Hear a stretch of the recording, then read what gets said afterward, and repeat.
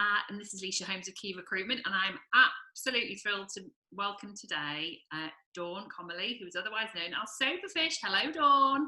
Hello, how are you? I am great, thank you so much. Now, for those who don't know who you are, can you give us a brief overview as to who you are and what Soberfish is? Okay, so as you said, my name's Dawn, but in recent years, I've become more known in the sober world as Soberfish.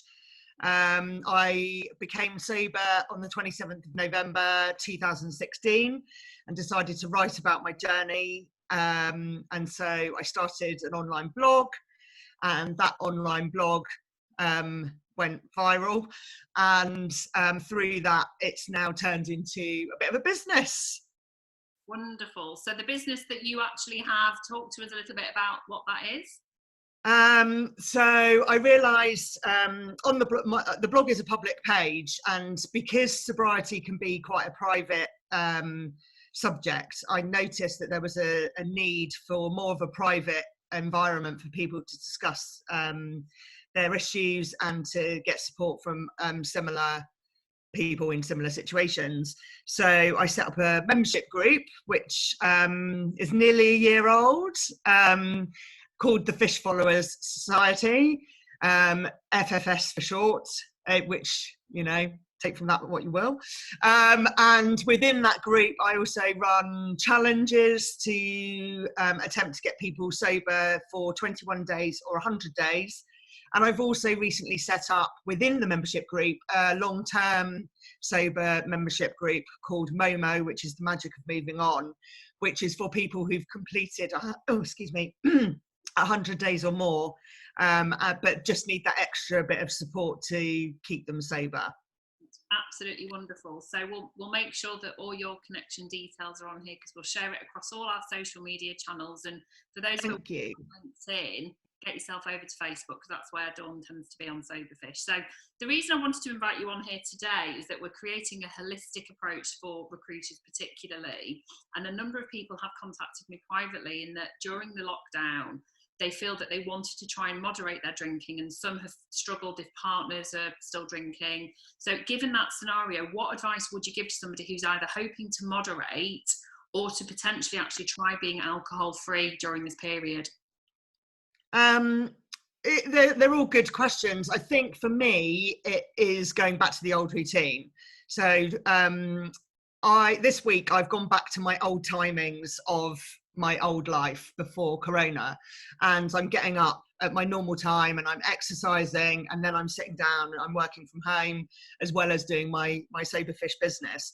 And I've just felt much better in myself. And so when people say to me, I need to moderate my drinking because I'm drinking at lunchtime, I'm drinking every night of the week, I'm drinking at any excuse, I've suggested to them that if they're not ready to give up completely, which I understand in this environment is really tough to consider complete sobriety, but you need to go back to the old routine. So Monday needs to be Monday and Friday needs to be Friday. And if you want to have a drink, try and keep it to those times that you would have drunk in your old life when work's finished. So for example, Friday night or Saturday night, try to avoid drinking 7 nights a week. Try to avoid drinking 1-2 glasses of wine every single night of the week, and just just take it easy. And also, we're not supposed to be going to the shops as often, so try not to bulk buy. I know for me, when I was drinking, if I bought a case of 6 bottles of wine, it was carte blanche to drink all of them. Whereas if I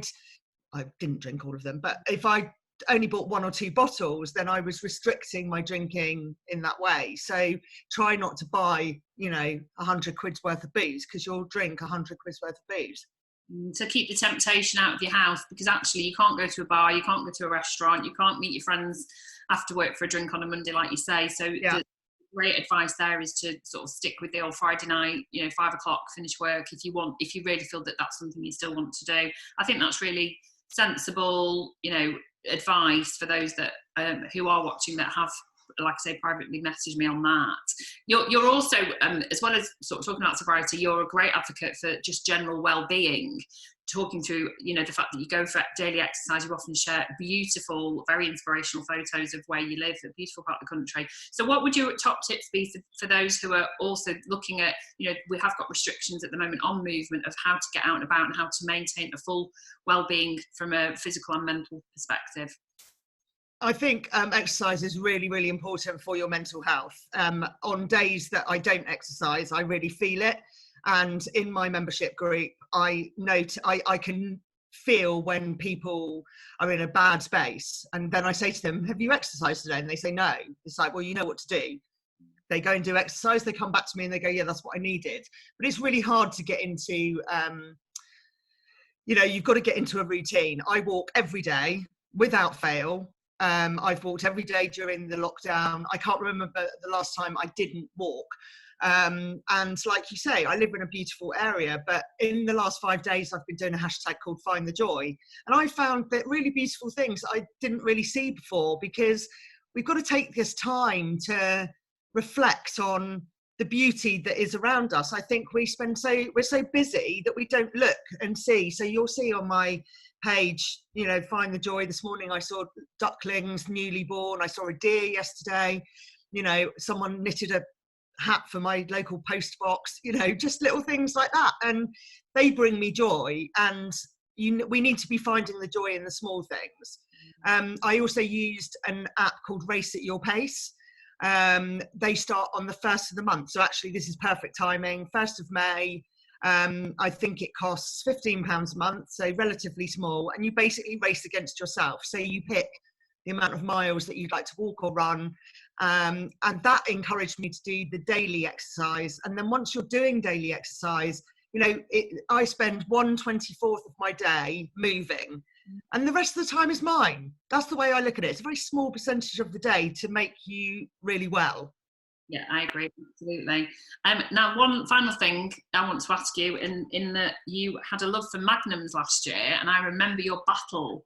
Now, I personally, because obviously I don't drink, but I have discovered a total love of coffee and chocolate and Magnums. What do I do to get myself these beautiful beauties that I seem to want to eat every day?